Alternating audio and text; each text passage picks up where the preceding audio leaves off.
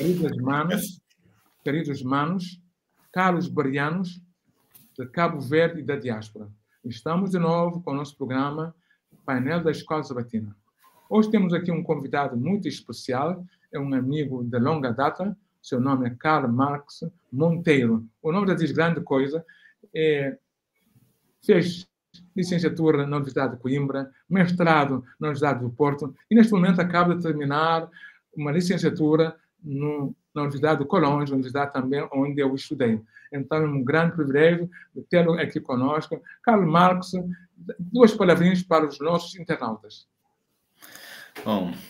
Bom dia, boa tarde ou boa noite, conforme for o horário de assistência. É um prazer estar de novo no painel da Escola Sabatina.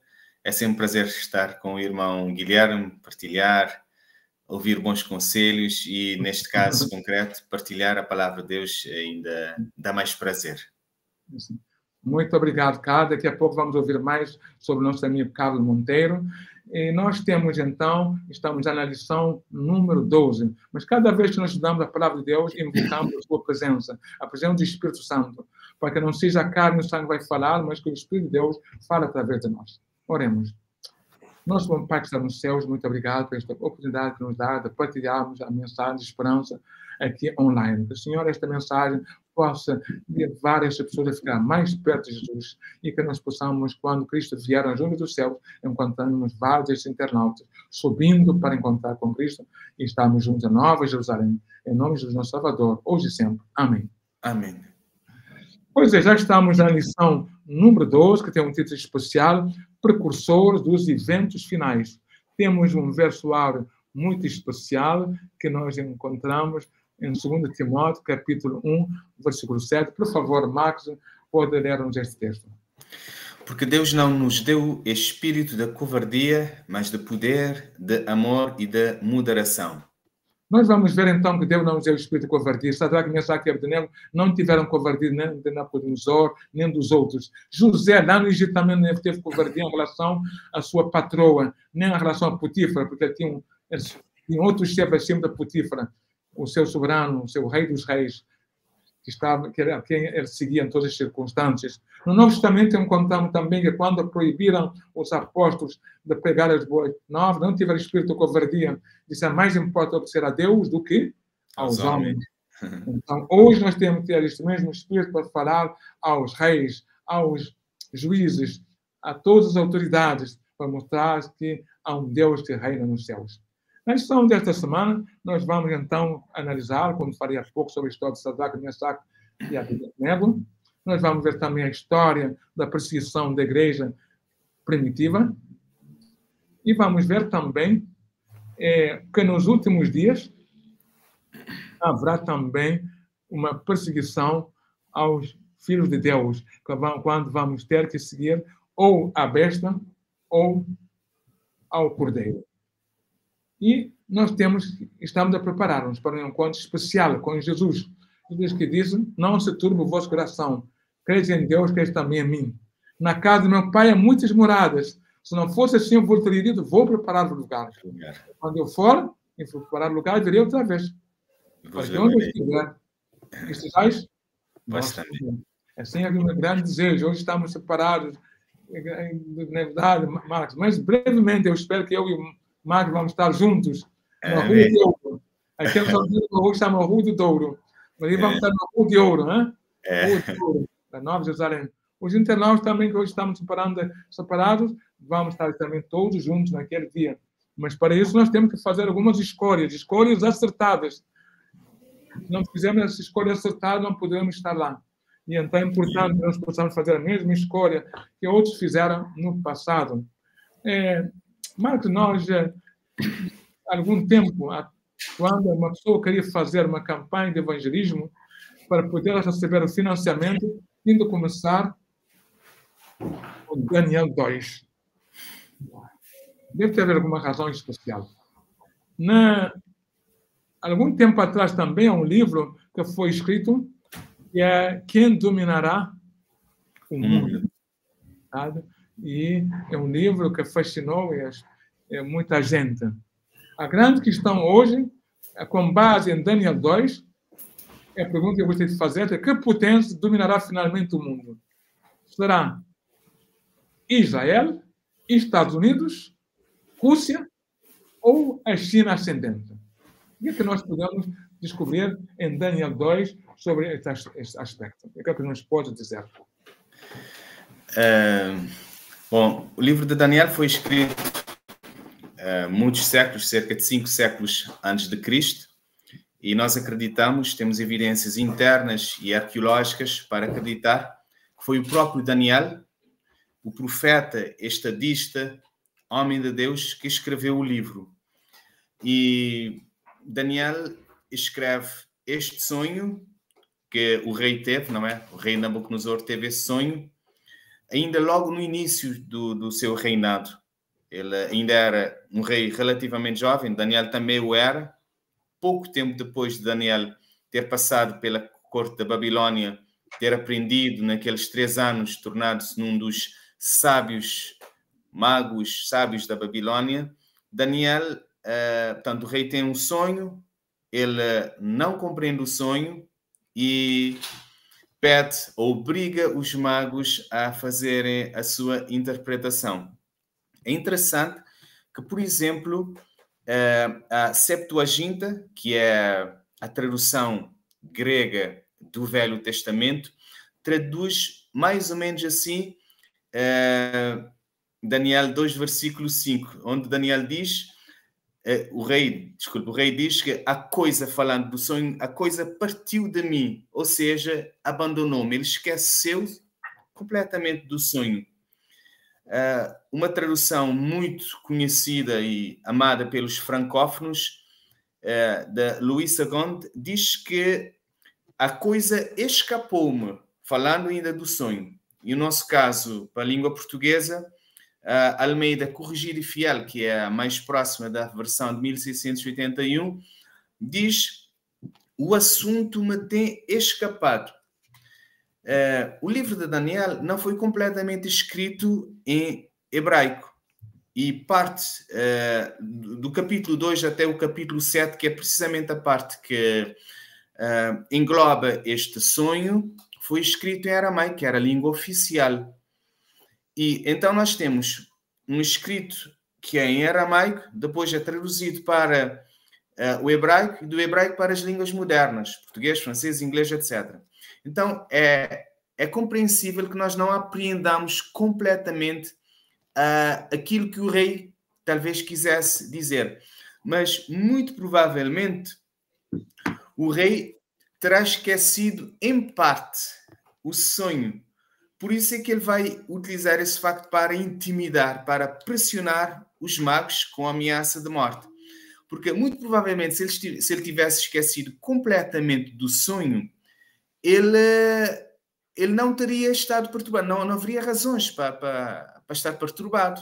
Às vezes nós dormimos, sonhamos e não lembramos de nada, não ficamos perturbados porque aquilo não temos nenhuma informação, não temos nada, não ficou nada do sonho. Mas muito provavelmente, ainda que o texto não o diga, mas muito provavelmente ele terá lembrado de alguma coisa, mas não se lembrava de tudo. E como o sonho era intrigante, então ele queria saber e colocou pressão sobre os magos para o dizerem, para falarem deste sonho.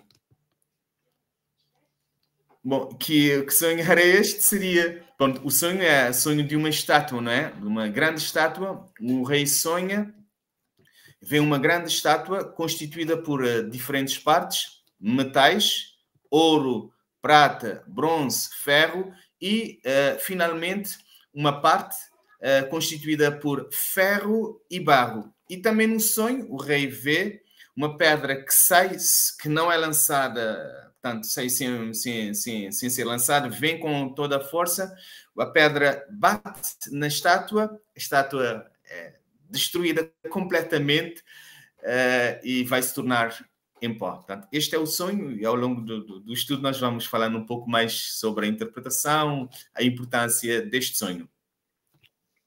Muito obrigado, Marcos. Então, encontramos aqui, faz-nos parecer um pouco também a história de José, que eu refleti há pouco sobre José, porque no caso de José encontramos que também é questão de um sonho que um grande monarca também tinha esquecido. E então, neste caso, encontramos que temos lá vários... José lembrou-se do sonho do rei e, como ele apresentou, o sonho do faraó também foi lembrado, não é verdade? E aconteceu como José previu. Primeiro 7 anos de fartura, depois 7 anos de fome. Neste caso, temos aqui os vários metais. Cada metal significa um reino. É interessante que estes reinos da Babilônia, Medo-Pérsia, Grécia, Roma, até que chegar ao pé da estátua, os metais não aumentam de valor, mas acontece que os metais são cada vez de um valor inferior. O que é que isto pode significar sobre o percurso da história humana? Ok, podemos fazer esta aplicação. Portanto, o homem vai não, isto é um pouco forçar o texto, mas não podemos fazer isso. O homem perde intelectualmente, os homens deixam de ser... aquela mente retentiva no tempo de Noé, nós já não a temos. A nível da força física, da longevidade, também nós não a temos como os homens antigos. Mas, indo e ficando no texto, nós temos metais que perdem o seu valor econômico, o valor, o poder, não é? Temos o ouro, que é mais importante que a prata, depois nós vamos ter o bronze e, finalmente, o ferro. Esses metais, portanto, vão perdendo, portanto, o ouro, que significa Babilônia, depois nós temos a prata, 2 reinos, Medo-Persa, depois nós temos a Grécia, bronze, e, finalmente, a Roma como ferro.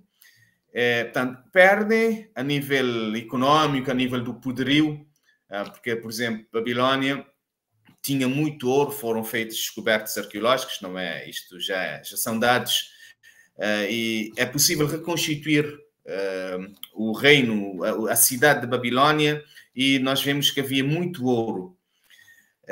Mas, apesar de ser, por exemplo, Babilônia ser poderosa a nível, ter muito poder econômico, poder financeiro, se quisermos traduzir uma linguagem mais específica, no entanto, militarmente, a nível de conquistas, nós vamos ter o último desses impérios, o quarto, que é descrito depois noutros capítulos. Nós vamos ter, por exemplo, nomeadamente no capítulo 7, porque esta profecia de Daniel 2 vai se repetir, agora apresentando através de animais, nomeadamente no capítulo 7, nós vamos ter um animal que é terrível, um animal espantoso. E Roma é esse animal, ou é essa parte de ferro, que teve um poder soberbo. Não há nenhum outro império na história, de toda a história da humanidade, que tenha tido um poderio enorme como o Império Romano, que se esmiuçava, fazia tudo à sua maneira, e não havia quem pudesse fazer frente a este império. Estamos a falar a nível do poderio militar, mas efetivamente a nível do poder econômico, o ouro vale mais do que o ferro, não há dúvida. Exatamente. Então, eu queria dizer também que portanto, os reinos, na verdade, cada vez, em vez de se tornarem-se mais... sempre se afastam de Deus. Né? Por exemplo, Babilônia era um grande império, né? Mas a partir do momento que se afastou de Deus, e logo se afastaram logo aqui de Deus, porque a profecia diz que a cabeça que era de ouro, mas Babilônia logo começou, aliás, temos Babel, que é confusão, né? Começou logo com esta confusão de poder rebelar-se contra Deus. Né?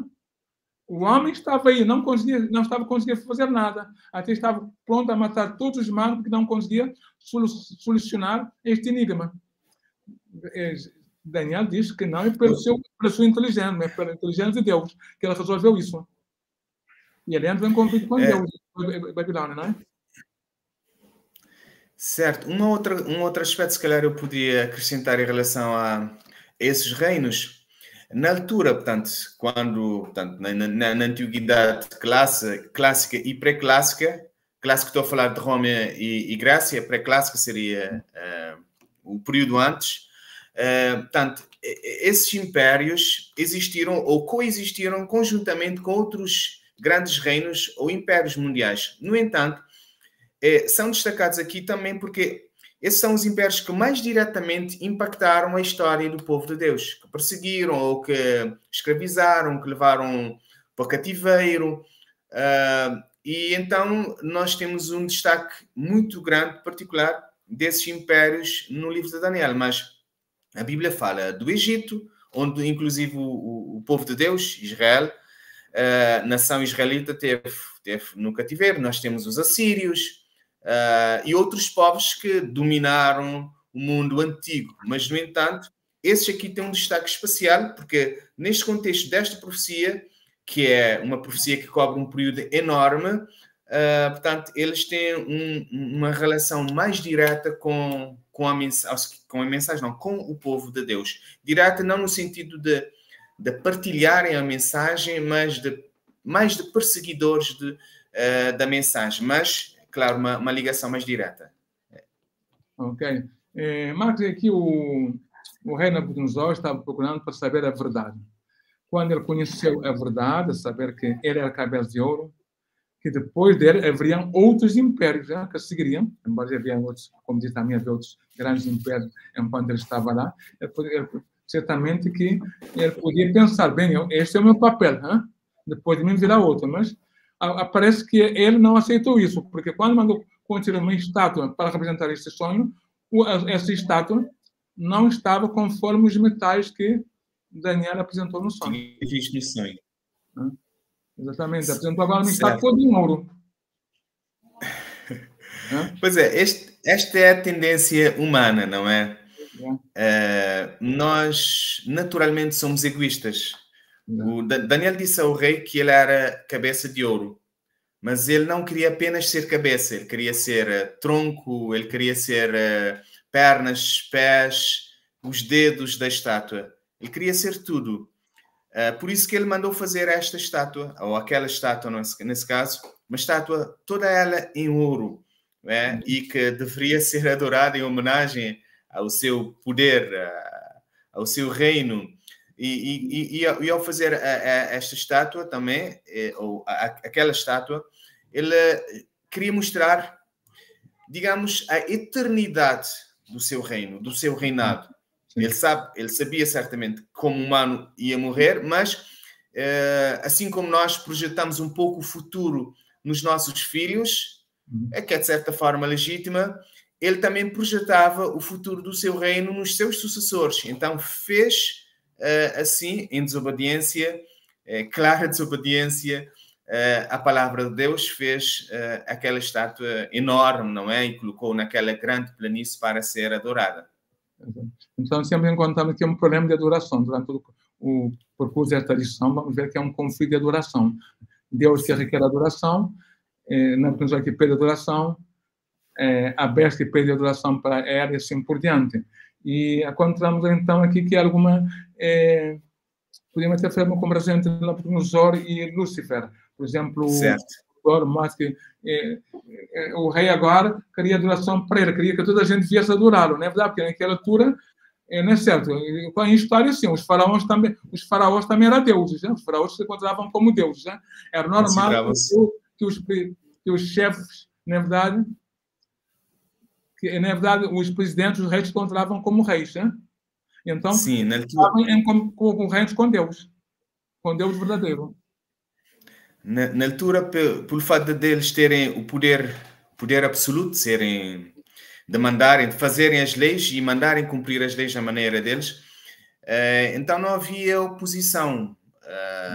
E eles diziam-se, consideravam-se deuses, e estamos a falar de sociedades onde não havia liberdade do homem, isto estava fora de questão. O rei mandava e as pessoas obedeciam, e quem não obedecesse seria morto. Vai ser o caso, não é, da sentença que ele vai fazer para adorar a estátua. Que não adorasse a estátua deveria ser morto. Um pouco, nós podemos agora sim ver um paralelo com Daniel 2, quando o rei diz que quem não dissesse, se os magos não conseguissem dizer a interpretação, dissesse o que ele tinha sonhado e dissesse a interpretação do sonho, também seriam mortos. E vamos de novo no capítulo 3, de novo e com uma facilidade enorme, o rei a dizer as pessoas serão mortas. Então, o rei era um soberano absoluto e era deificado, considerado um deus. E como, sendo assim, ele podia fazer o que quisesse. Ninguém não havia como, não havia poder que lhe resistisse. É verdade. Então, voltando ao pensamento do autor, Nabucodonosor apresentou-se como ambicioso, quer dizer, um reino que seria eterno, como tu dizes, né? Ele apresentou-se além de ambicioso, presuncioso, orgulhoso. Sim. Presunçoso, né? São características do Lúcifer, características do Lúcifer, na presunção, a arrogância, o orgulho, o egoísmo. Então, aqui o Nabucodonosor representa precisamente Lúcifer, que na verdade vai se tornar, a partir do momento que ele passa a ter essas características, vai se tornar no inimigo de Deus. Satanás, que significa isso mesmo, inimigo de Deus. Não é? E Nabucodonosor aqui é um inimigo de Deus. Sim. Ainda que ele venha a converter-se e eventualmente passe a vir a estar no reino de Deus, mas essas coisas não nos pertencem a Deus. Mas nesta fase aqui nós temos-lo como um perseguidor, que é um inimigo de Deus, declarado inimigo de Deus, na medida em que ele pede honra, pede adoração para si, o que pertence ao Criador, não a um ser criado como ele, como nós também, não é? Ok, exatamente. Então, temos aqui. Agora, como esses reis, na verdade, tinham o poder absoluto, então declararam. Aqui só metade do decreto de morte, né? O decreto de morte não diz o sonho, depois o sonho é dito e que ele apresenta outra opção, agora também é o decreto de morte, e então a questão é que era de adoração. Pede que todos adorem, todos os povos. Né? É interessante, porque em Babilônia todos os povos que estavam lá deviam agora submeter-se e adorar a estátua. E então aqui está a questão de saber a quem adoramos, porque os Sadraque, Mesaque e Abednego até podiam curvar-se, na verdade, podiam fazer assim, que iam amarrar as suas sandálias, alguma coisa para camuflar. Mas, para eles, não podia haver compromisso entre adoração a Deus e adoração ao homem, na verdade. Né? Mais importante ser a Deus do que aos próprios homens. Como Mardoqueu. Mardoqueu também podia fazer alguma coisa lá para camuflar, mas não. Ele não pode haver compromisso. Né? O cristão não pode fazer compromisso com o mal. Certo. O ser humano foi criado para adorar.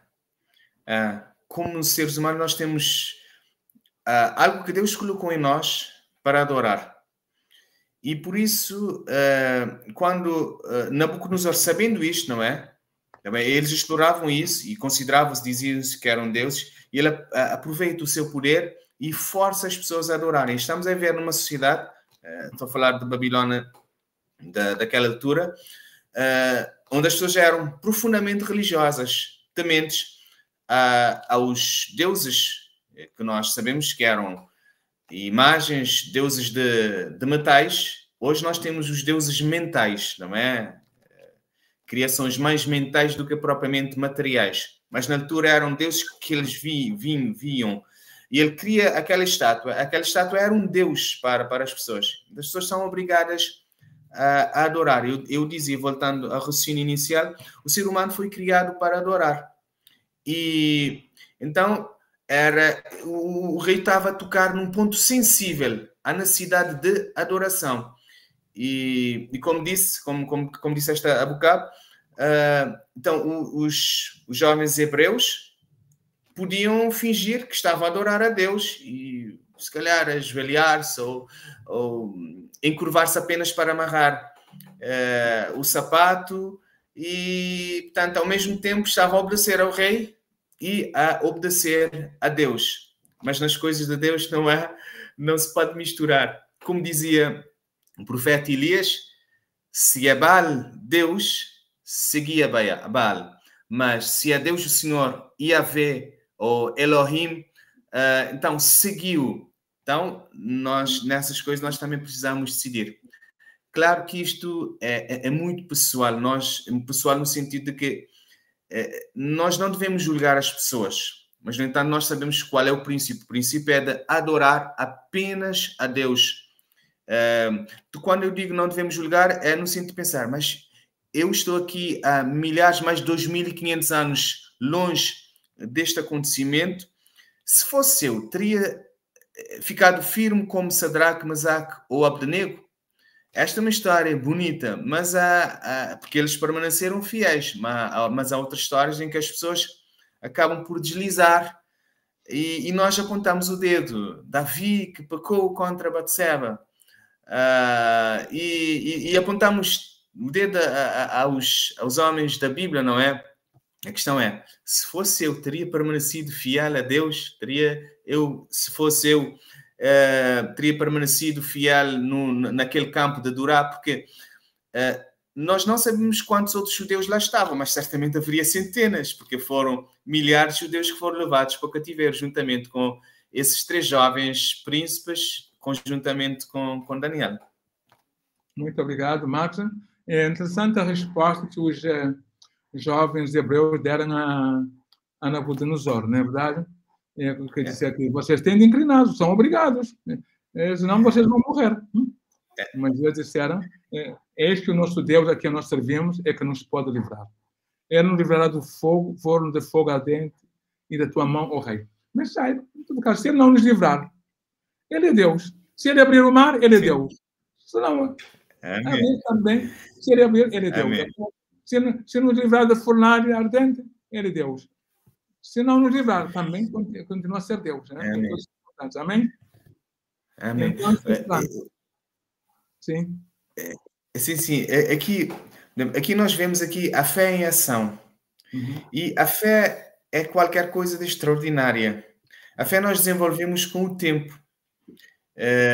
Paulo diz que é a certeza das coisas que nós não vemos.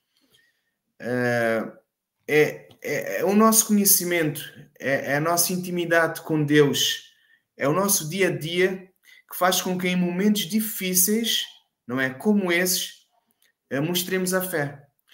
Porque dificilmente Sadraque, Mesaque e Abdenego não fossem homens de oração, não fossem homens dedicados, homens jovens, muito provavelmente muito jovens, na casa dos seus 20 anos. Vamos admitir que eles teriam por aí mais ou menos 20 anos. É isso que os comentadores dizem. Nós não sabemos, mas muito provavelmente será isso. Então, jovens, muito jovens, que decidiram ser fiéis a Deus. Nós vemos desde o capítulo 1, quando eles decidem não contaminar-se com as iguarias do rei, e é todo esse percurso de fé, de confiança, intimidade com Deus, depois de passar aqueles 3 anos na corte de Babilónia, eles permanecem, têm essa ligação com Cristo, e no momento de dificuldades, eles conseguem manter-se de pé.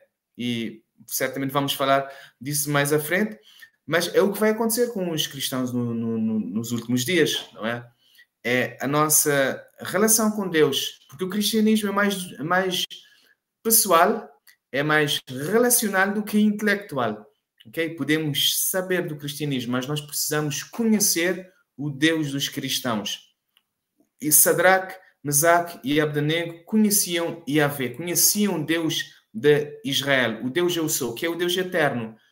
E por isso eles permaneceram fiéis naquele momento de dificuldade, não é? Não foi uma prova fácil, mas conseguiram, graças a Deus. E todos os jovens, nós hoje, os mais jovens, os menos jovens, também podem ser fiéis a Deus, porque o mesmo Deus que esteve com eles é o mesmo Deus que estará connosco. Agora, nós precisamos conhecer, saber quem é esse Deus e confiar que Ele pode nos ajudar. Amém. Como já foste pupilo militar, já entende bem o que acontece, sobretudo com os nossos jovens, quando vem aqui a Morro Branco. Então, temos jovens que vêm de todos os dias. Quando chegam aqui, têm de mostrar sua lealdade a Deus em relação aos mandamentos. A alimentação, muitas vezes, que eles propõem, como os jovens hebreus, é carne de porco aqui, parece que fica mais barato, que tem todos os porcos aí a criar, que não custa muito para criar uns porcos. Então, quando chegam, já vi jovens que estavam passando fome aqui, estavam esfomeados, porque não queriam contaminar-se aqui. E também a questão do sábado, na verdade, porque o está dizendo, é somente um dia como qualquer outro, mas nós vamos ver também que é uma questão de adoração. Adoração, neste caso, diz o autor, não significa necessariamente curvar-se e oferecer incenso, embora possa incluir essas práticas. Mas adorar, adoramos aqui é uma questão de lealdade suprema, não é verdade? E, aliás, essa história desses jovens que mostraram-se fiéis a Deus aqui, é verdade que eles foram libertos, não sofreram a morte, mas o Apocalipse diz que ser fiel até a morte, dar-te a coroa da vida. Esse é o desafio que nós lançamos a todos os nossos amigos internautas, ser fiel a Deus, é verdade? Ser fiel se necessário até a morte. Porque esses jovens também estavam dispostos a dizer, se Deus nos libertar, está bem. Se Ele nos libertar, está bem. Se não nos libertar, também. Nós não vamos inclinar, não vamos oferecer. Essa é a questão que hoje, quando chegamos agora também com a questão da imagem da besta, não é verdade? Que nos é apresentado em Apocalipse, capítulo 3, versículo 11, a história se repete. Atrás, como tu foste professor de história, és formado também em história, o pessoal diz sempre que a história se repete. Então, em Apocalipse 3, 11 a 17, vemos que esta história, o capítulo de Daniel 3, aliás, dizemos que Daniel é a chave para abrir o Apocalipse. Costumamos dizer sempre isso, né? Então, encontramos uma história idêntica no livro do Apocalipse, um texto que eu vou ler aqui no teleprompter. Os meus internautas não queriam que eu sei isso de memória, mas tem aqui uma ferramenta que vai me ajudar a ler este texto.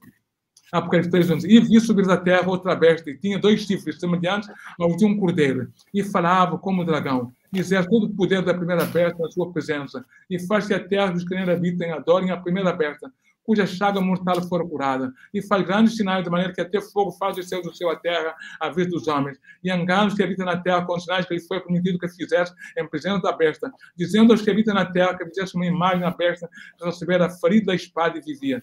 E foi concedido que desse espírito a imagem da besta, para que também a imagem da besta falasse e fizesse que fossem mortos todos que não adorassem a imagem da besta. E faz que a todos, pequenos e grandes, ricos e pobres, livres e servos, seja posto um sinal na mão direita ou na testa, para que ninguém possa comprar ou vender, senão aquele que tiver o sinal, ou o nome da besta, ou o número do seu nome. Mas parece que aqui, então, a história se repete, e encontramos aqui que o que se passou lá uma vez em Babilônia vai se repetir de novo aqui no fim dos tempos. Porque eu estou sempre dominando esta matéria. Agora já consegui ter uma ferramenta nova, eu não estava conseguindo libertar-me de uma nova ferramenta. Enfim, hoje temos inteligência artificial, temos tanta coisa, mas então, acontece que, apesar disso, então, no fim dos tempos, então, a besta também vai impor a sua autoridade. Vai querer que nós possamos curvar diante da besta. Na verdade, vai pedir que nós possamos tomar a marca da besta. Então, a questão, dizemos aqui, desculpa, a questão aqui é de nós sabemos se vamos obedecer aos mandamentos de Deus ou se vamos obedecer aos mandamentos dos homens. Né? O homem que pede adoração para ele, como nós vamos pedir adoração para ele. E também aqui a besta que pede adoração para ele. Então nós vamos ter que fazer uma escolha. Certo. Como disseste, a história se repete, não é? Nós temos a perseguição, nesse caso, no tempo de Nabucodonosor. Vamos ter perseguição na época apostólica, e os primeiros cristãos foram perseguidos. Perseguição quer interna, e nós vamos ver, mesmo na pessoa de Jesus, Jesus começa a ser perseguido pelos próprios judeus, não é? Do seu povo. E perseguiram, criaram uma armadilha toda que ele acabou por ser levado à morte. Claro, Jesus já haveria de morrer. Mas há todo um trama por trás, uma perseguição, digamos, interna. Pedro também, Tiago é morto, Pedro é perseguido, Pedro é preso. portanto, nós vemos que a perseguição começa de dentro dos próprios judeus. Nós vamos ter, por exemplo, Estevão, que é morto, perseguido pelos seus irmãos de sangue, judeus. Paulo, que ironicamente tinha participado na morte de Estevão, vai ser o que, depois de entrar para o grupo dos cristãos, depois de se converter, passa muito tempo para ser integrado. Na verdade, ele é um bocado hostilizado pelos seus companheiros judeus mais nacionalistas, diríamos nós, não é? Ele passa anos para ser bem aceito entre os seus colegas, entre os cabeças da igreja, Pedro, Tiago e João, graças a Barnabé, que Deus utiliza para ajudar Paulo, depois de alguns anos, a ser integrado no seio e a ser considerado um apóstolo. E depois, para além das perseguições, nós podemos considerar internas, e a mesma coisa pode acontecer e acontece, infelizmente na igreja, não é? Como o corpo de Cristo, porque a igreja é constituída por pessoas, por nós que somos seres humanos, e às vezes nós acabamos por ser, assim como Pedro foi, às vezes inconscientemente acabamos por ser causa de tropeço, acabamos por hostilizar os irmãos, mas Jesus disse que nós vamos ter que crescer juntos, não é? E quem sabe quem é trigo ou joio é Deus. Isto não nos compete. O que é que nós temos é que procurar manter uma amizade com Deus capaz de fazer com que também sejamos amigos das outras pessoas, dos nossos irmãos. A partir do momento que nós criamos esta amizade com Cristo, somos amigos de Jesus, também somos amigos dos nossos irmãos. Isto é para falar em relação à perseguição interna.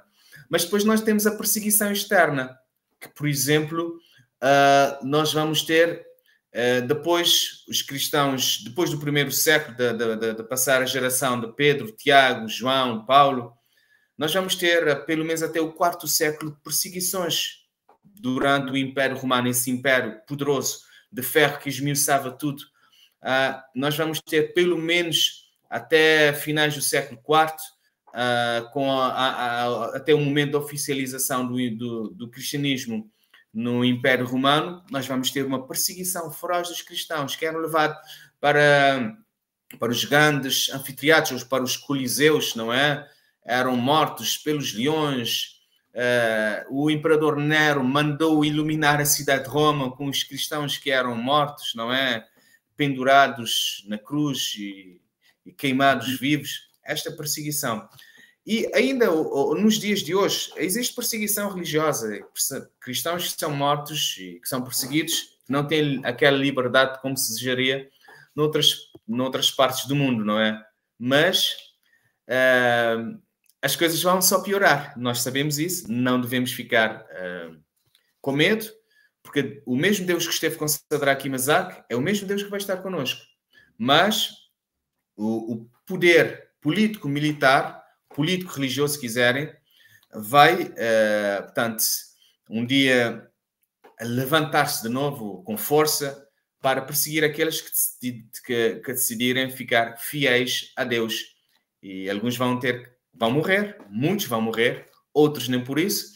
E faço um paralelo de novo com a história de Sadraque, Mesaque e Abdenego. Ao eles dizerem ao rei que aquilo não era problema deles, se Deus livrasse, portanto, seria bom, mas se não era problema deles. Isto faz-nos ver que eles estavam conscientes de que muito provavelmente seriam mortos. Então, mas isto não lhes preocupava. Então, nós também, como cristãos, se nós vermos até o momento em que Jesus venha, muito provavelmente vamos ser perseguidos. Alguns hão de ser mortos.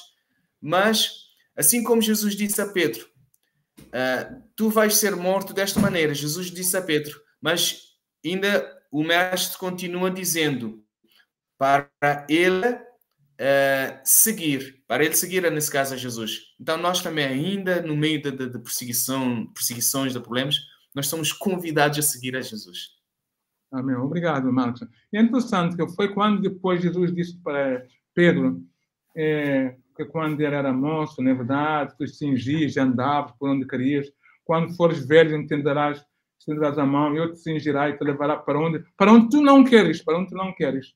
E dizia ele, significando com que morte haveria de glorificar a Deus. Porque é interessante que, se no facto que referiste que a igreja foi perseguida, e Pedro estava na cadeia e que foi libertado de uma morte certa, Certo. mas foi somente para ser reservado para que a profecia de Jesus depois viesse a cumprir, para depois morrer mais tarde. Neste momento ele estava pronto a morrer. Aliás, é interessante que quando disseram que ele ia morrer, que ele estava preso lá em prisão de alta segurança, qual é a situação?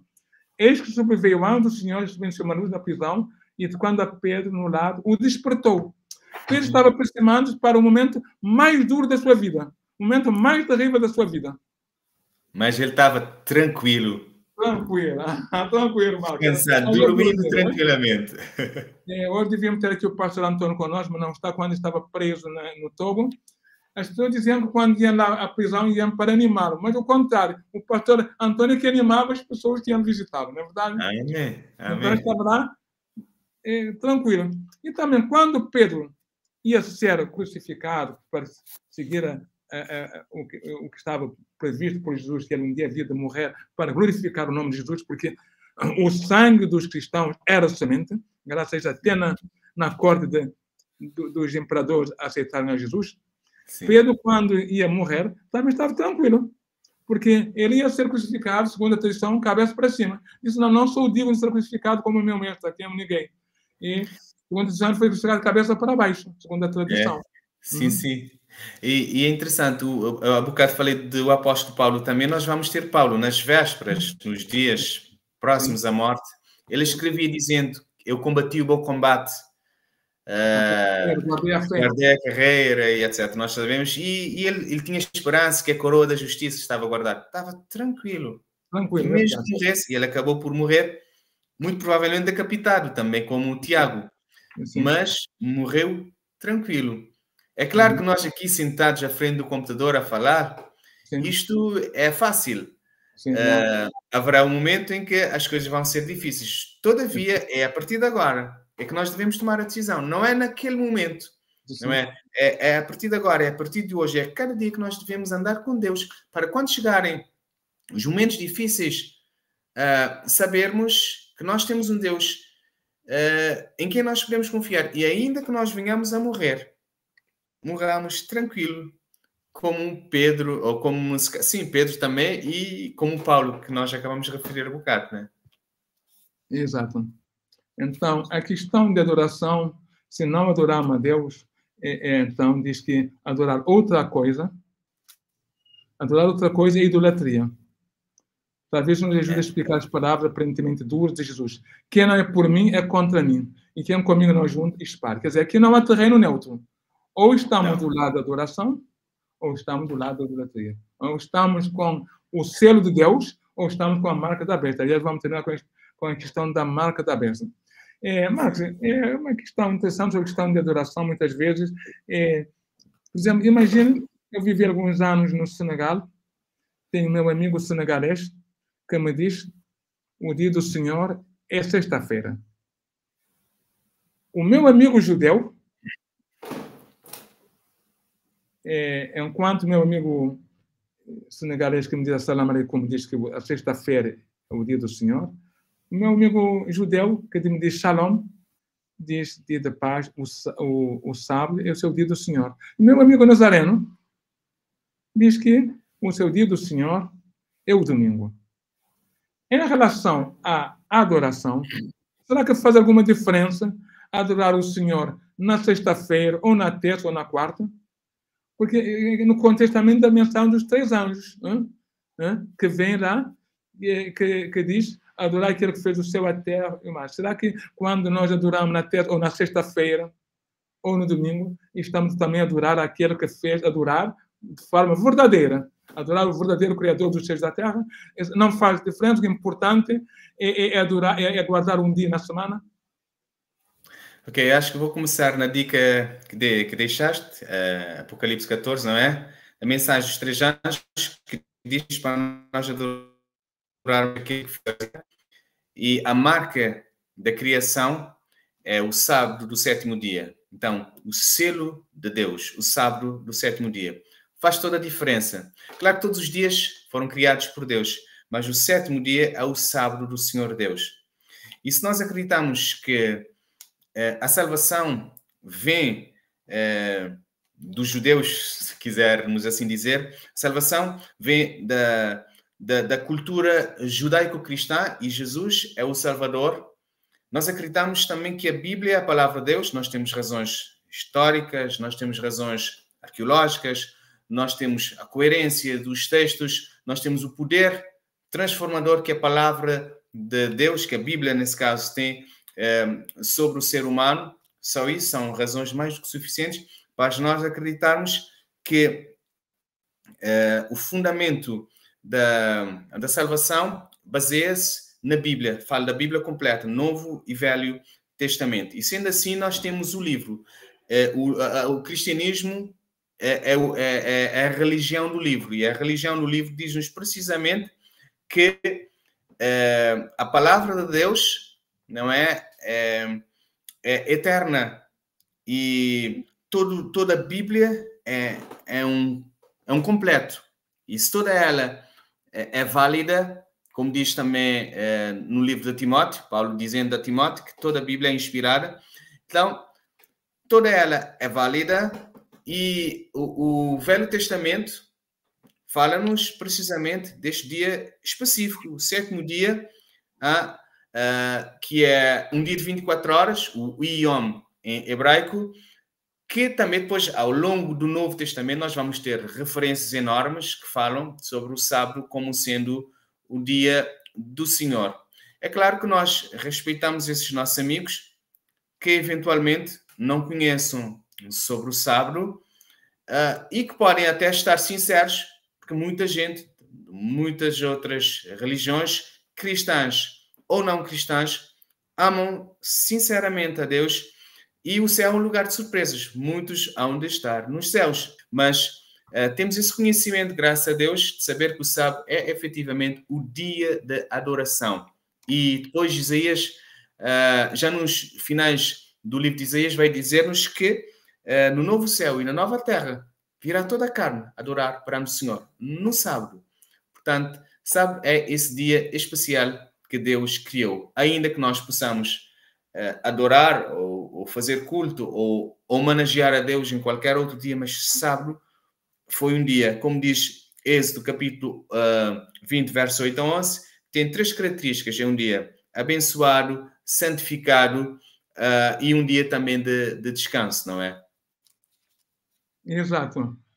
Exato. Então, nós temos aqui que não podemos brincar com Deus, né? Mas temos aqui a marca da besta e temos também a marca do Criador, ou o sinal do Criador, né? Que diz que vos deu um sábado como um sinal entre vós, né? É um sinal de aliança, né? O sábado é um sinal de aliança.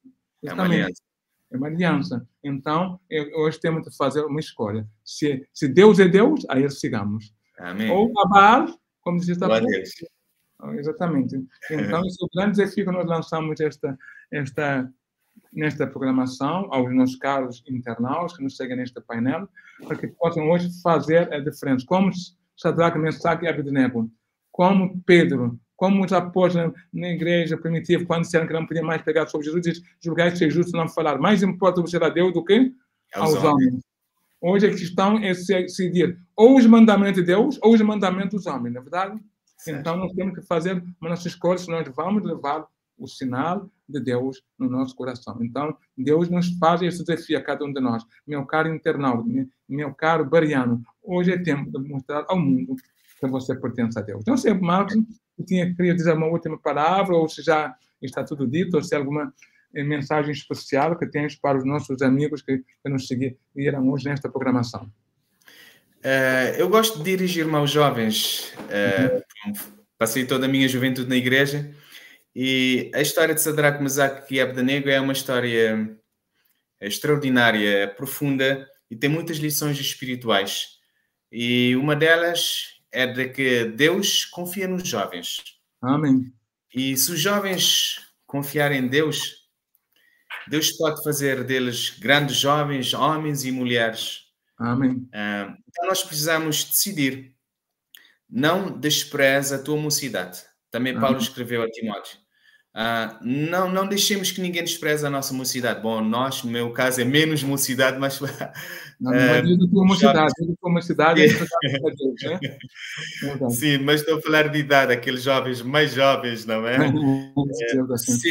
Sejam fiéis a Deus. Deus tem um plano maravilhoso para a vossa vida. Confiem. Falo por jovens de Cabo Verde, de onde eu venho.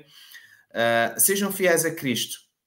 Confiem todos os vossos projetos, toda a vossa vida. Sejam fiéis na escola, no namoro, nas escolhas que fazem, para tudo, com as amizades.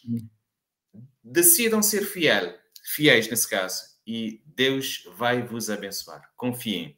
Sejam como Sadraque, Mesaque e Abdenego. Amém. E vamos orar então neste sentido, Marcos, para que os nossos jovens mantenham sua fidelidade a Deus, adoração e fidelidade.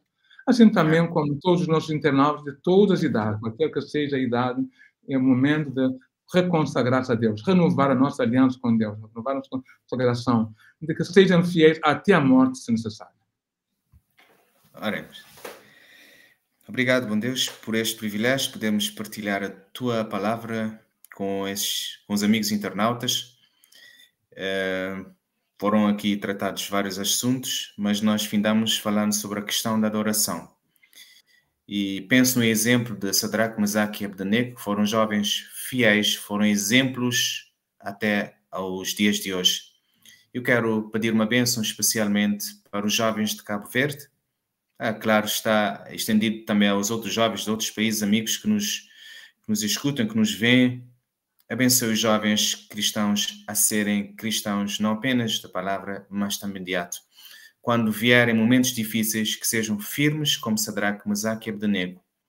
Ainda que o Senhor não nos venha livrar da fornalha ou das dificuldades, dos problemas, que nós possamos, como jovens, decidir ser fiéis. Peço e agradeço por Jesus Cristo. Amém. Amém. Amém. Então, muito obrigado, Marcos, apesar que lá na França já são 3 horas a mais do outro lado do velho continente.